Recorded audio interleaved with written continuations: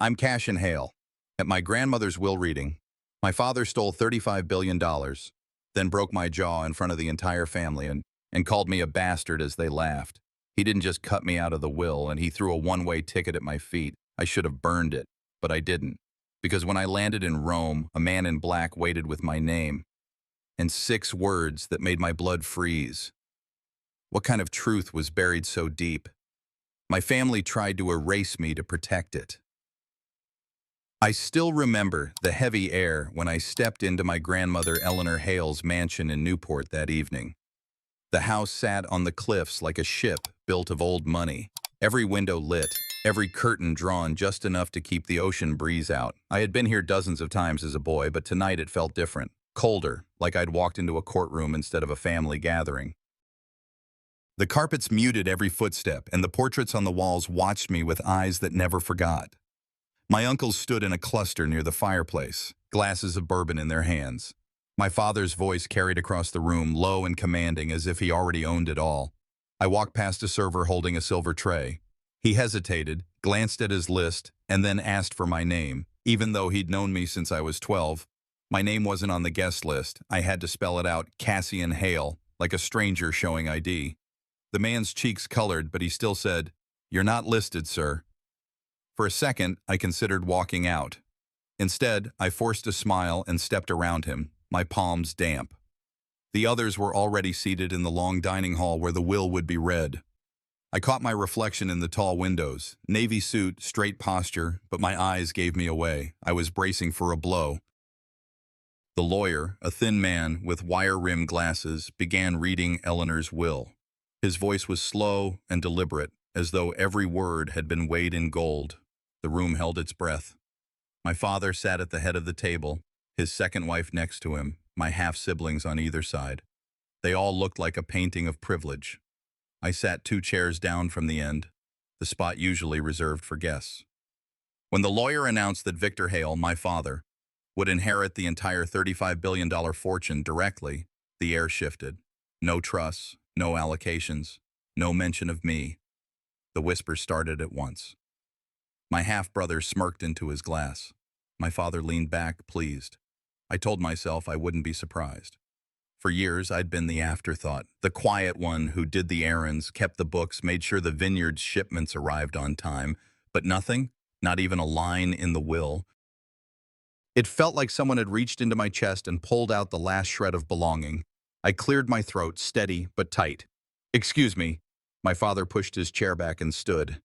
The sound echoed against the marble. He crossed the room in 3 strides, close enough for me to smell the scotch on his breath. "You think you're entitled to anything?" His eyes were bright with triumph. Before I could answer, his fist hit my cheek, sharp and sudden.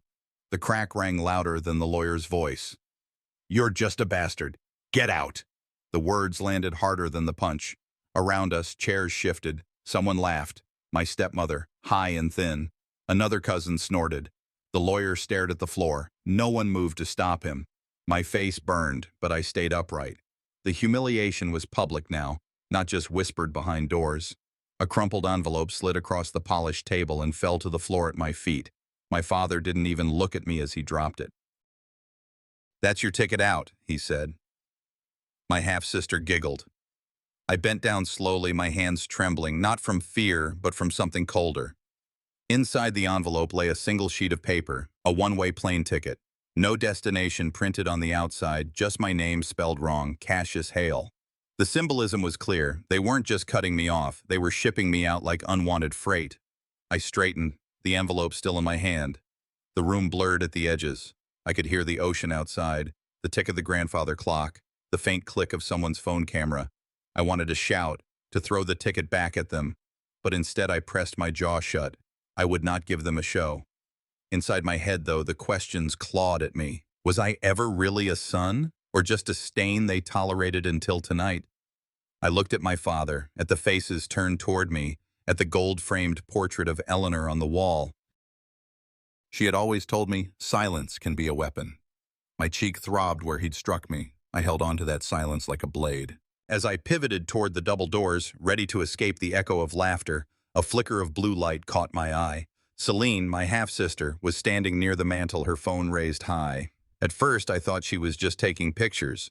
Then I heard her voice, pitched in that sugary tone she used for strangers online. "Look at this, guys," she said, tilting the camera toward me. "The poor bastard got nothing." It hit me like a second slap. She was live streaming, right here, right now, broadcasting my humiliation to her followers like it was a party trick. The comments rolled across her screen faster than raindrops on glass. Some of the names I recognized. Others were strangers with profile pictures of beaches and cars. "This is insane," one wrote. "What kind of family does that?" Another posted laughing emojis. Celine spun the camera toward my father. "Tell them again what you just said, Dad." Victor grinned, not at all ashamed, and barked out, "He's just a bastard." "He's out." The room roared with laughter, emboldened by the invisible crowd on the other side of the screen. Even my aunt leaned in, whispering to my uncle, both smiling. I stood still, my palms damp against the envelope. Inside, my thoughts raced. It wasn't enough for them to cut me out. They had to make me a spectacle. I wanted to snatch the phone from her hands, but I knew what that would look like online. Angry, unstable, exactly the story they wanted. So I clenched my jaw, stared at the floor, and said nothing. My silence wasn't dignity. It was the only shield I had left. The laughter swelled. Celine narrated like a sports commentator. "He looks like he's about to cry," she said. "Wait until you see the ticket they gave him." My cousins chimed in, egging her on. Someone in the back said, "Show the ticket, Cassian." I realized then that they had planned this moment. Victor's punch, the insult, the envelope, all of it staged for maximum humiliation. Victor pointed at the envelope still in my hand. "Go on," he sneered. "Open it for the camera. Let everyone see where you're headed." His voice was calm now, almost amused. I peeled the flap open again, fingers steady despite the tremor running through me. The ticket slid out like a dead thing. This time I saw the destination clearly. Rome, a one-way flight, booked for tomorrow morning. No return. They hadn't even bothered to ask if I had a passport. It was exile with a boarding pass. For a moment the room blurred. The crystal chandeliers, the polished oak table, the faces tilted up like a gallery of predators. My grandmother's portrait hung over it all, her eyes seeming to look past me into some other future. She had whispered to me once at a summer picnic, "Never let them decide who you are." Her voice felt like it belonged to another life. Celine zoomed in on the ticket. "Rome, baby," she sang out to her audience. "Guess he's getting a vacation." The comments flooded again. "This is cruel. This is epic. Family goals." I felt my nails dig into my palm. They were turning my erasure into content. I folded the ticket back into the envelope, pressing the creases flat. When I straightened, my father was watching me with that same cool contempt he'd had since I was 12. "Don't look so surprised," he said softly, so only I could hear. "This is what happens when you're not one of us." I met his eyes, but my face gave nothing away. Speaking now would feed the fire. My silence, brittle as it felt, was still mine. I turned, walking past the table, past Celine's glowing screen. No one moved to stop me. They parted like water, their laughter following me to the door. The hallway outside was cooler, dimmer. My footsteps echoed off the marble as I moved toward the main entrance. I could still hear Celine's voice behind me, faint now, telling her viewers, "He's leaving with his tail between his legs." At the front door, I paused. The envelope was a weight in my hand, heavier than paper should be. I thought about tearing the ticket up, throwing it back at them, but I knew how that clip would play online. How many times it would be replayed with captions. I wasn't going to give them that. Instead, I stepped out onto the veranda. The night air smelled of salt and cut grass. The ocean crashed against the rocks below, steady and indifferent. Out here, away from the cameras, the silence felt different. Not hollow, but waiting. I walked down the stone steps toward the driveway, each step deliberate. My cheek still burned from the punch. In my head, I replayed my grandmother's words, "Never let them decide who you are." But tonight, my name was trending on Celine's feed, and strangers were deciding for me. I reached the edge of the property and stopped, looking back at the mansion. Lights glowed in every window. Somewhere inside, Celine was probably reading out comments, Victor was pouring another drink, and my name was a joke in 1,000 living rooms. I tightened my grip on the envelope. Tomorrow, I would be on that plane. But tonight, standing on the cold stone under the Newport sky, I felt the shape of something hard forming inside me, a thought, not yet a plan. The crunch of gravel beneath my shoes was the only sound as I walked down the long driveway, trying to disappear into the dark. The envelope was still crumpled in my hand, damp from my grip. I kept my eyes ahead, past the glowing gate lamps, past the manicured hedges that lined the path like guards escorting me off the property. I thought I was done being a target, but cruelty in this family was rarely finished when you thought it was. A pair of headlights flared up ahead, startling me. The engine idled, quiet but imposing. I didn't need to squint to know whose car it was, Julian, my brother, the eldest. The heir long before there was ever a will. The moment I saw the shape of him through the windshield, I knew this wasn't a ride, and it wasn't a gesture of kindness. The car door creaked open and he stepped out, tailored and unhurried, like a man who knew time bent for him. He didn't say hello. Instead, he held up his phone, camera already recording, the glow of the screen casting a pale light on his smug face. "Smile for the fans," he said. I kept walking. He followed. "Come on, Cassian. Give them a close-up. Let the world see what a rejected son looks like." I turned slightly, only to catch the flash of red from the phone's record button. My cheek still carried the bruise from Victor's fist, and Julian made sure the light hit it just right. "Look at him," he said to no one, or maybe to a few thousand watching. "The bastard no one wanted." He laughed like it was a joke shared between brothers. But there was nothing fraternal about it. It was calculated, clean. He was carving a narrative with his camera, one where I was the outsider, the failure, the mistake. "You done?" I asked, my voice flat. "You'll thank me later," he said. "At least someone's paying attention to you now." I looked at the screen and saw my face, beaten and blank, reflected back at me. I didn't flinch, not even when he zoomed in. He wanted a reaction. Rage, shame, tears. He got nothing. I kept my spine straight and eyes cold. "I said turn it off," I said again. He didn't. So I reached forward and shoved the phone out of his hand. It hit the gravel with a dull crack, screen face down. For a moment, neither of us moved. Then Julian burst out laughing. "That's the spirit," he said. "Took you long enough." He crouched to pick up the phone, brushing dirt from the case, still grinning. "You're gonna make a great viral story, little brother. Just wait till Mom sees it." Mom. For a split second, I looked back at the house, my chest tightening. Maybe she was watching. Maybe she'd seen what happened and would come out. Not to fix it, but to acknowledge it. To look at me and say something. Anything. The curtains upstairs shifted. There she was, Miriam, her silhouette clear behind the lace. She didn't open the window. She didn't wave. Her hand, delicate and familiar, reached for the edge of the curtain and pulled it shut. That simple motion broke something I didn't know was still holding me together. She didn't have to speak. That silence, that refusal to see me was louder than any insult. I'd rather Victor hit me again. I would have stood there all night, taken it again and again if it meant she'd leave the curtain open. Julian noticed the pause and stepped beside me. "Still hoping for Mommy to save you," he said, voice syrupy. "She's not coming, Cass." He leaned in closer, his breath warm with wine. "Even your own mother doesn't want you." I could have hit him. Part of me wanted to, but I didn't. I wasn't going to give him that story. I wasn't going to become their punchline a second time. Instead, I stared at the window one last time, memorizing the final image. The drawn curtain, the dark glass, and the woman behind it, who had once kissed my bruised knees and tucked me in on stormy nights. That version of her no longer existed.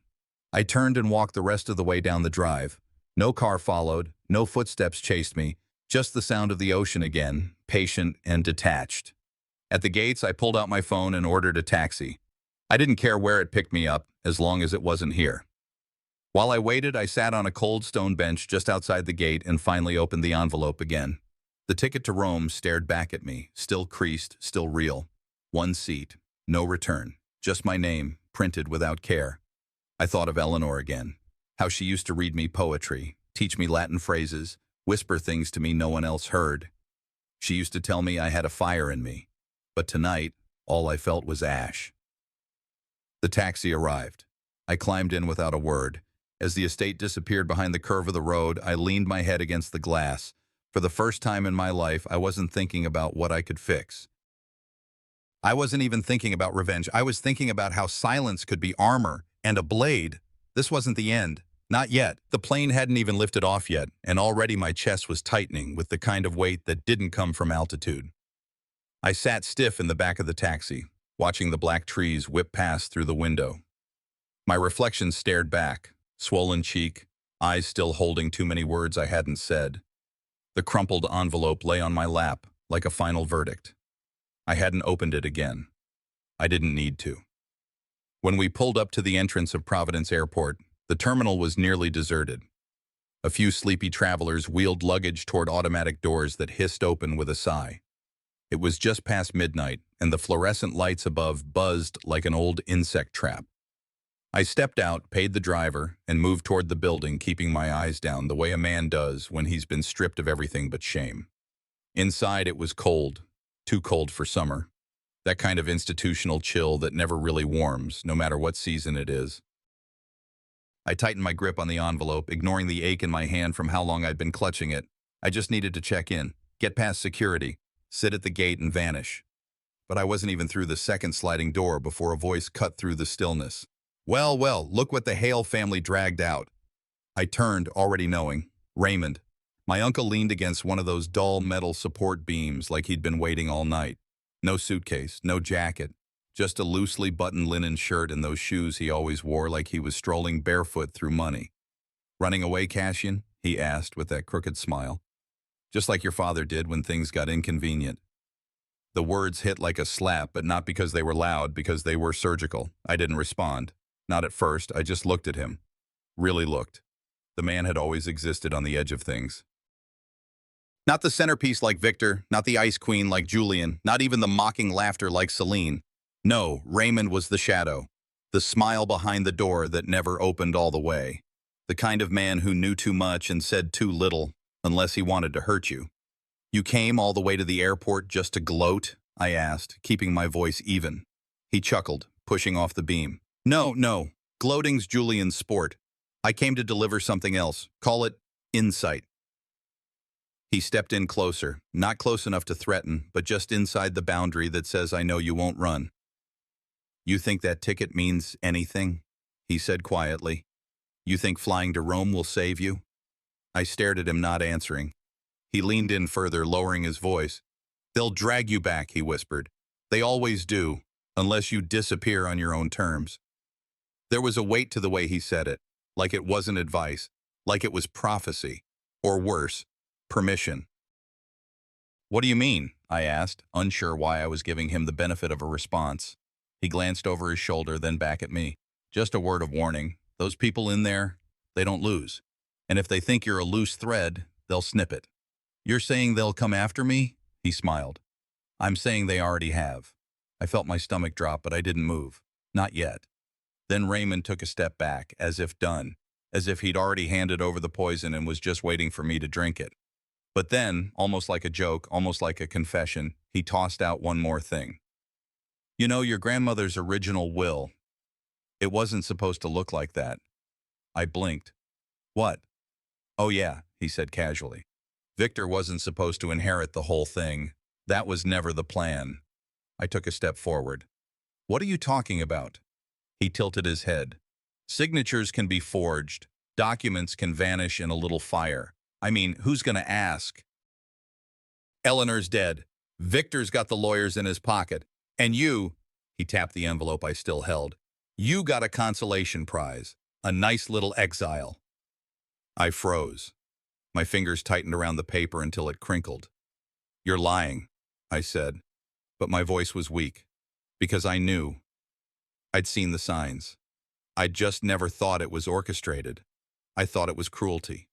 But this was theft. Raymond watched me, satisfied. You were never meant to find out. But hey, now you know. There was nothing left to say. No blow to land, no truth to argue. Just the slow, creeping confirmation that every humiliation, every slap, every laugh, every locked curtain had been scripted, engineered. They hadn't just rejected me, they'd erased me. Raymond stepped back again, now halfway into the shadows of the column. Take the flight, Cassian, or don't. Just remember one thing. He paused.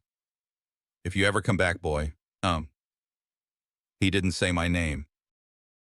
You'd better come armed. I stood there for a long moment, the air around me humming like it knew what had just happened. Then I turned. I walked through security. I didn't look back. Not when the officer checked my ID, not when I took off my shoes, not when they scanned the envelope and looked at me sideways. At the gate, I sat by the window and stared out at the tarmac. He was right about one thing. This wasn't exile, it was war. Those words haunted me, rattling in my chest as the plane cut through the night toward the unknown. I tried to sleep, but my body refused to settle. Every time I closed my eyes, I saw Raymond's smirk, heard the threat again. If you ever come back, boy, you'd better come armed. When the plane touched down in Rome, dawn hadn't quite broken. The sky was a dull gray, not yet warm with color. I moved through the terminal half asleep, eyes gritty, head pounding. My clothes clung to me with the weight of old sweat and airport air. No one met me at arrivals. Of course no one did. I was alone, just another lost figure in a city that didn't know my name. I followed the signs, dragging my small carry-on behind me, gripping that damned envelope like it was still supposed to mean something. $35 billion, and all I got was exile and a one-way ticket.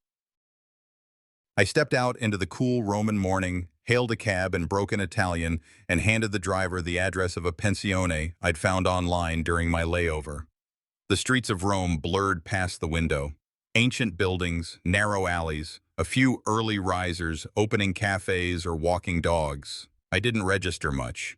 My thoughts were still trapped in Newport, in Victor's fist, in the silence of my mother as she closed the curtain.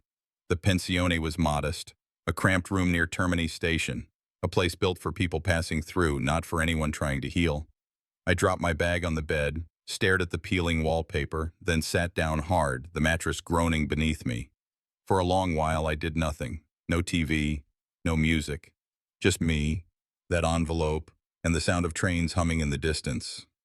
I opened it again, hoping for something I might have missed. Still the same. A one-way ticket with no return date.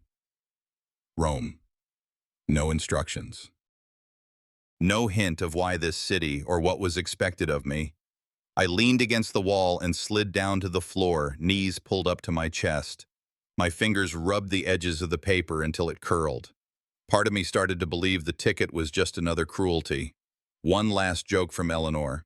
A final exile dressed up as mystery. Go to Rome, Cassian. Wander. Disappear. For 2 days, I barely left the room except to eat. I walked a few blocks, sat at a cafe, then came back. I didn't speak to anyone. Didn't answer the dozen missed calls from numbers I didn't recognize. Likely reporters or vultures looking for a quote. I turned my phone face down and let it die. That second night, I sat at the desk by the window and drafted a message to Celine.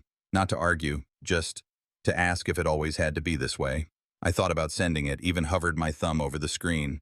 But the words sounded pathetic, like begging for scraps. I deleted it. Then, digging through my bag for a charging cable, I found it. A folded slip of paper wedged beneath the lining, almost invisible. It was old, creased. I unfolded it slowly. 6 words, written in the slanted cursive I hadn't seen since childhood. Truth waits where the vines grow. My breath caught. It was her handwriting. Eleanor's. I'd seen her pen 1,000 birthday cards that way. But this wasn't casual. It was intentional. She had hidden it. I sat frozen, heart thudding. Truth waits where the vines grow. A riddle, a place, and then, like a wave crashing through decades, I remembered. I was 8, sitting on the stone bench behind the guest house. Eleanor had taken my hand and whispered about the land her father once owned outside Rome. A vineyard that didn't make good wine, she said with a chuckle. But it held secrets. One day, if you ever feel lost, find where the vines grow. At the time, I thought it was a fairy tale. A grandmother's attempt to comfort a lonely boy. But now I wasn't so sure. My pulse quickened as I held the paper closer, like it might bleed out more meaning if I stared hard enough. Was this what the ticket was really for? Not just exile, but a direction. Then the memory of my father's hand, that violent, sudden blow at the will reading, surged back like bile. I saw his twisted face again, heard the spit as it landed against my cheek. The insult. You're just a bastard. Get out. I stood and stumbled toward the bathroom mirror. The room was dim, the light overhead flickering. I looked into my own face and whispered the words, "Just a bastard. Get out." Saying them out loud made them heavier. They didn't echo. They settled, like stones in my chest. I repeated them again, softer this time. I stared at my reflection as if it might crack, give way to someone stronger beneath. But it didn't. It just showed me, bruised, sunken-eyed, and broken. I sank to the tile floor, pressing my forehead to the cool ceramic. And for the first time since that night, I let go. Tears I didn't even know were waiting spilled out of me. My whole body trembled, not from fear, but from something worse. The certainty that I'd been nothing more than a pawn in their game. They didn't just hate me. They'd erased me. And I had let them. But not anymore. When the sobs faded and the silence returned, I pulled myself upright, dried my face, and returned to the desk. I opened the phone. The draft message to Celine was still in the trash. I left it there. Instead, I tore the return flight itinerary I had tentatively booked earlier that day. The one I'd printed, folded, and tucked into my notebook like a safety net. I tore it slowly, strip by strip. "If truth waits," I said aloud, "then I'll find it." The paper fell to the floor in curled pieces. Tomorrow I would find that vineyard, if it still existed. I didn't know what I would find. A story, a secret, a lie, but whatever it was, it belonged to me now. But finding truth meant walking straight into shadows my family never wanted me to see. It was late afternoon, 3 days after I'd landed in Rome. The air outside the pensione was dry and still. I stood under the awning, uncertain if I was about to make the biggest mistake of my life or step into the answer I never thought I'd be brave enough to chase. A black sedan pulled up, sleek, silent, and clearly not local. The driver stepped out, crisp in a dark suit despite the summer heat. He held a small sign with my name on it, Cassian Hale. I stared at it like it might vanish if I blinked. No one should have known where I was staying. I hadn't told a soul. The man didn't speak at first. He simply gestured to the rear door. His expression was unreadable, like he was used to waiting for powerful men in silence. "Who sent you?" I asked, my voice hoarse. He met my gaze. "The lady of Monturio Estate. She said you would come." My heart thudded. Monturio. It was just a name Eleanor used to whisper when she spoke of the old days. Always half in code, like a fairy tale she didn't want the others to overhear. I hesitated, the small voice in my head screaming, "This is how people disappear." But another voice, louder now, said, "You already disappeared the day you were born into that family." I opened the car door and slid in. The ride lasted nearly 2 hours. We left the chaos of the city behind, winding through the countryside, olive groves, old stone walls, rows of grapevines basking in golden light. The road narrowed as we climbed higher into the hills of Lazio, and I could feel something shifting inside me. Not peace exactly, but clarity. Somewhere along the winding road I realized I wasn't scared anymore. I wasn't sure what that meant, only that the anger had quieted. I was finally moving towards something. We reached a high iron gate framed by ivy and blackened stone pillars. No guards, no cameras. Yet as we approached, the gates creaked open without a word. The car rolled forward slowly. Ahead of us stood a villa, aged, grand, and hauntingly quiet. It wasn't polished like the Hale estate in Newport. This place had bones, history, a kind of dignity that didn't need to scream about its wealth. The car stopped. The driver stepped out and opened my door. As I climbed out, the only sound was the wind rustling through the vineyard leaves behind me. Then, a soft voice. "Welcome home, Signore Hale." I turned. The guard, an older man in a brown vest and cap, nodded once and stepped aside, as if I'd been expected my whole life. I swallowed hard. This isn't home." He gave a gentle shrug. It was, before they took it.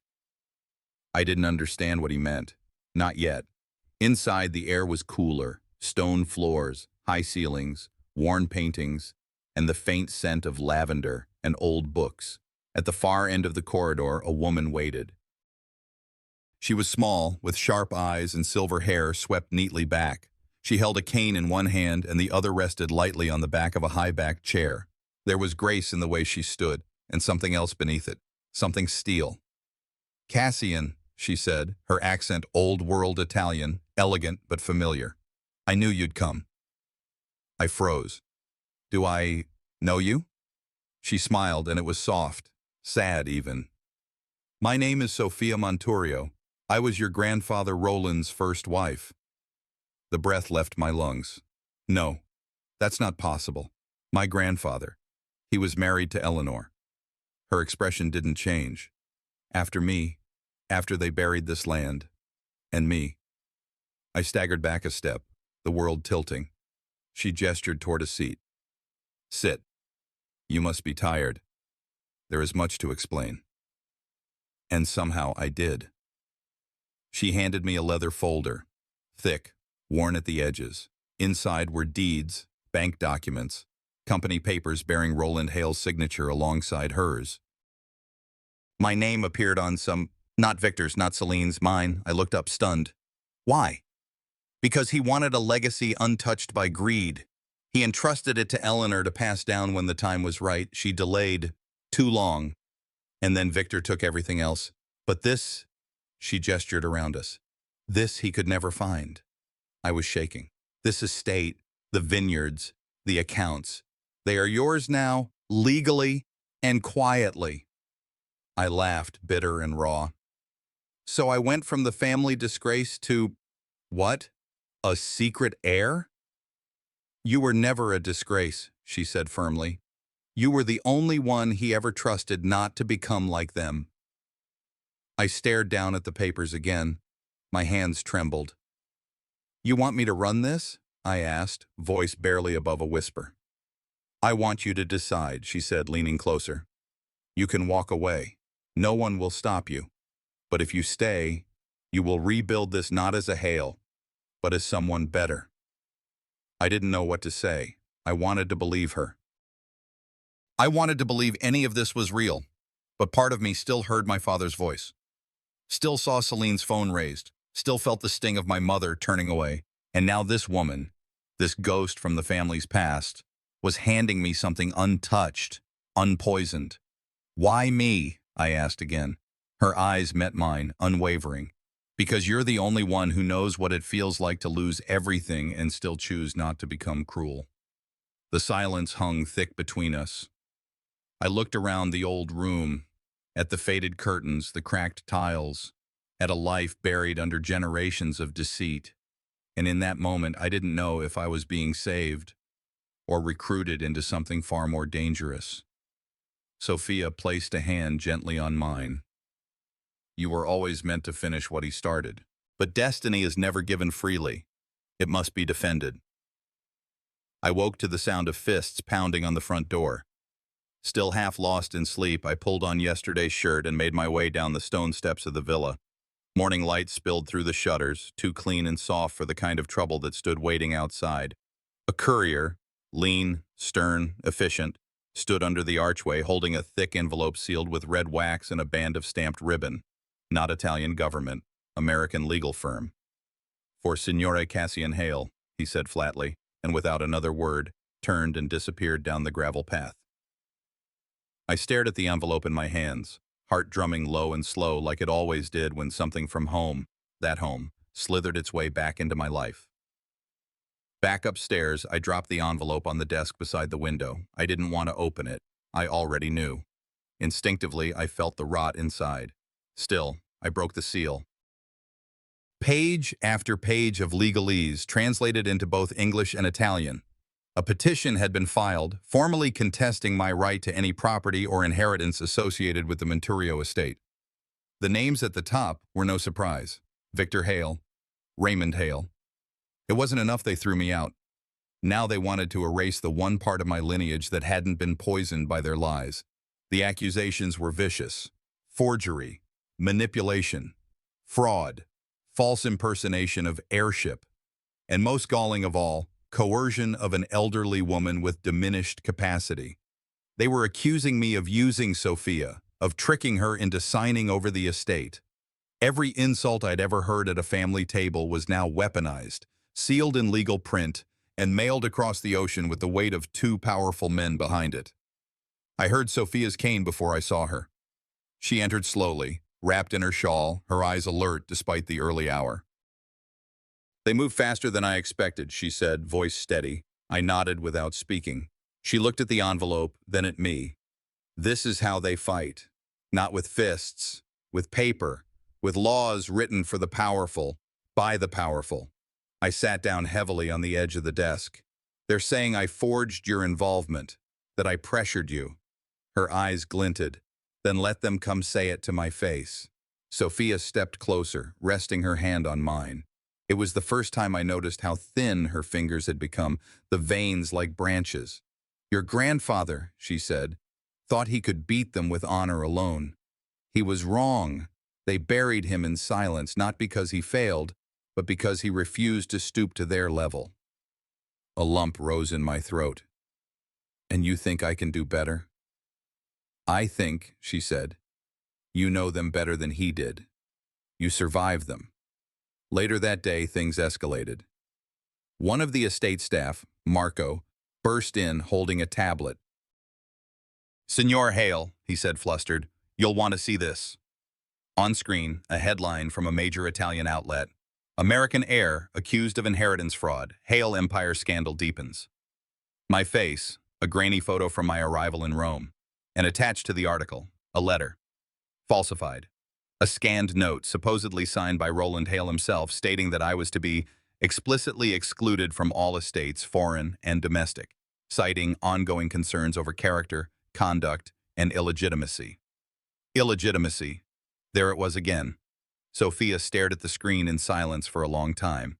"That's not his signature," she finally said. "It's close, but not his." "And that paper?" I asked. Her expression darkened.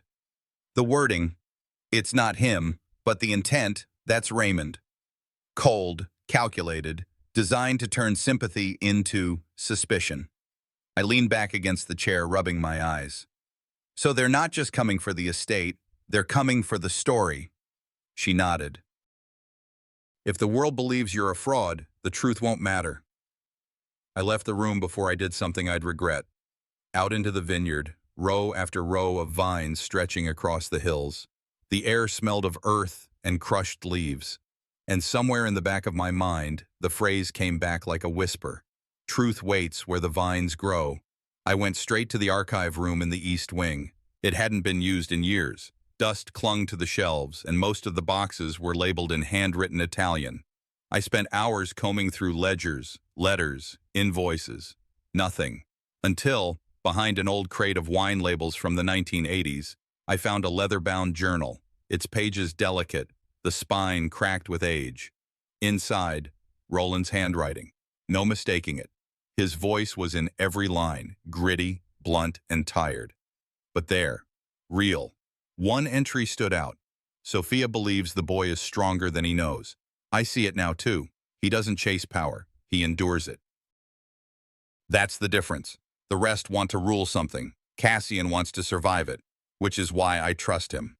I closed the book, holding it to my chest like a lifeline. They could forge letters, twist the law, manipulate headlines, but they couldn't erase this.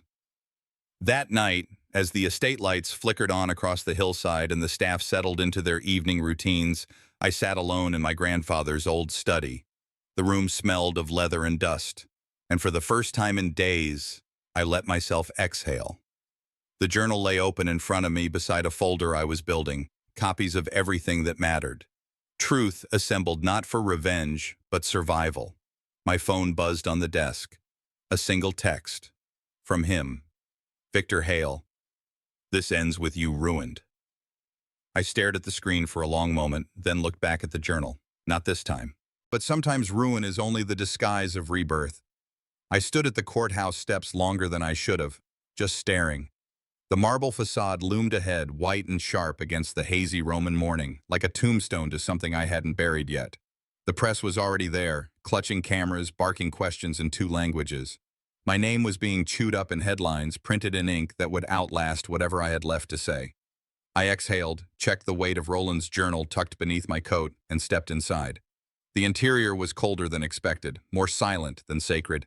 Everything echoed, my shoes, my breath, the doubt dragging behind me like a second shadow. Sophia walked beside me without a word. Her cane clicked with every step, but her spine stayed straight.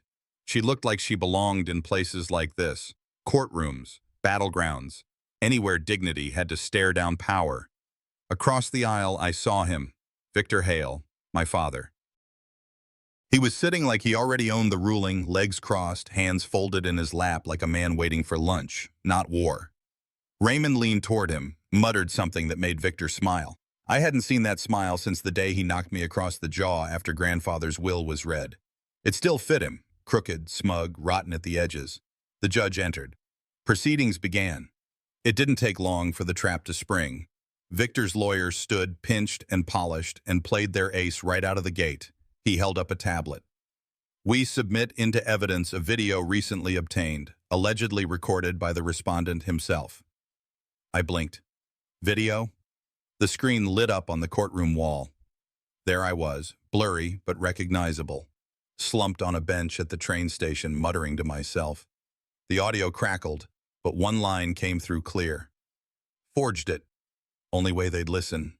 Forged everything. Gasps rose. Whispers spread like gasoline on fire. I looked at Sophia. Her face didn't change, but my heart bottomed out. It was a splice. They'd cut fragments from that night, pieced them together like a jigsaw soaked in acid. They'd taken my worst moment, the spiral I fell into before I found the journal, and turned it into a confession. The judge raised an eyebrow. My lawyer objected. Too late. The damage was done. And across the room, Victor leaned back, eyes on me, the smile back in place, like he was telling me, you were never supposed to win. You were never supposed to be. I sat frozen, throat thick, mind racing. I could feel the pull again, that old weight of giving up, of disappearing, of accepting what they said I was. Just a bastard. Get out. That voice again. My father's. My blood. But then I felt something warm press into my hand. Sophia, slipping the journal across the bench. Now, she whispered. I stood, trembling. Your Honor. My voice cracked once, but I didn't let it stay there. With the court's permission, I'd like to submit new evidence. A pause. Then a nod. I opened the journal.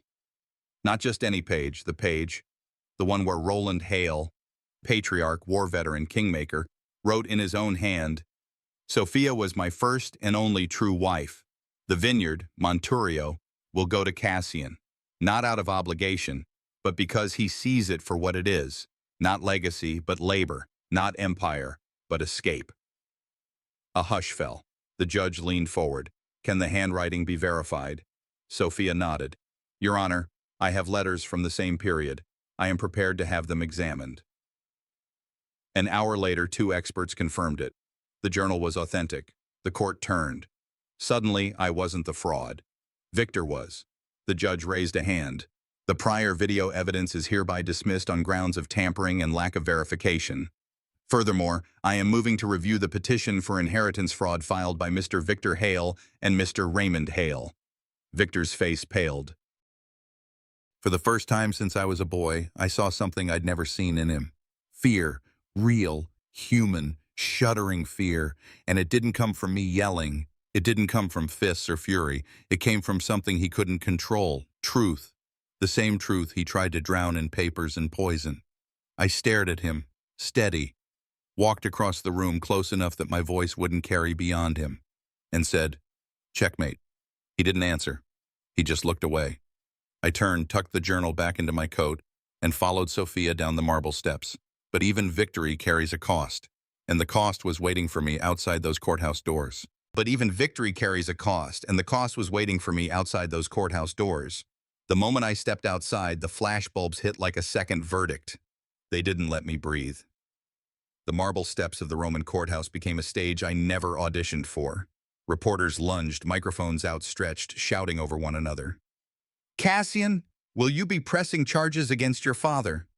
Do you plan to return to America? Was this about money or revenge? Are you the rightful heir now? I didn't answer, not right away. The sunlight was too bright, the noise too sharp. For a moment, I couldn't tell if the ringing in my ears was leftover adrenaline or just silence finally breaking after all these years. I looked to Sophia beside me. She gave no statements, just offered me her steady presence, one hand on her cane, one resting gently on my shoulder. That was all I needed. As we walked toward the waiting car, I turned slightly to glance back at the building that had, only minutes ago, seen my father lose everything. The press already had the story. Victor Hale's fraudulent evidence exposed. His reputation, what remained of it, burned publicly. Legal analysts were already predicting civil lawsuits, criminal charges, asset freezes. It was all falling apart. And yet, none of it felt like victory. I didn't feel taller or vindicated, just emptied. Back at the Monterio estate, I didn't go to my room. Instead, I drifted toward the office Roland once used, the room I'd barely stepped into since arriving. The dust was lighter now. Sophia must have had someone clean. I needed air, so I cracked the window. The vineyards outside shimmered under the late afternoon sun, gold and green, still and breathing all at once. Then I noticed it. On the desk, the envelope, the same one that started all this. Creased at the edges, but this time opened, not ripped. And carefully sliced, like it had been waiting for its moment, just like me. Inside was a small folded note. I unfolded it with hands that didn't feel like mine. 5 words, in Roland Hale's unmistakable handwriting. To the one they will never see. Remember, the vine grows stronger in the shadows. I read it once, twice, again, and something shifted. That phrase, that sentence, it wasn't just poetic, it was deliberate. He had known they would bury me, that Victor would try to erase me, that the truth would rot in silence unless someone, me, dragged it into the light. He didn't give me power. He gave me purpose. That was the difference. And maybe, in his quiet, cruel, manipulative way, that was love. The next week was a blur of decisions. I declined every interview. Let Sophia handle the statements. The vineyard would stay in my name, but most of the shipping company's remaining assets, what hadn't been scorched in the public fallout, I liquidated. I used a significant portion to create a foundation, named it after my mother, quietly, no ribbon cutting, no press release, just a letter to a battered women's shelter back in Rhode Island with a check attached. She would have liked that. Victor never called. Raymond tried. Left a voicemail that ended in a bitter chuckle and the words, "Guess blood doesn't mean much anymore, huh?" He was right. Blood didn't mean much, not when it was soaked in lies. But truth was louder now. And it had my name on it. I walked the vineyard often in the evenings, sometimes with Sophia, sometimes alone. There was something in the silence here that didn't press down on me like it used to. It held me up. The bruises inside were still there. Some days I felt them more than others. But I no longer chased approval like a starving dog at a banquet I was never invited to. I didn't need their table. I'd built my own. Legacy wasn't about control or bloodlines. It was about what you left behind when no one was watching. What grew in the quiet. What lasted. I stopped near the oldest vines, knelt down, touched the soil. And for the first time in my life, I didn't feel like I was trying to belong. I did belong. Not because of Roland, not because of inheritance or names carved into ledgers, but because I had stood up when silence would have been safer. Because I spoke, because I stayed. And that finally was enough. I was never their bastard. I was my own man. And finally, that was enough.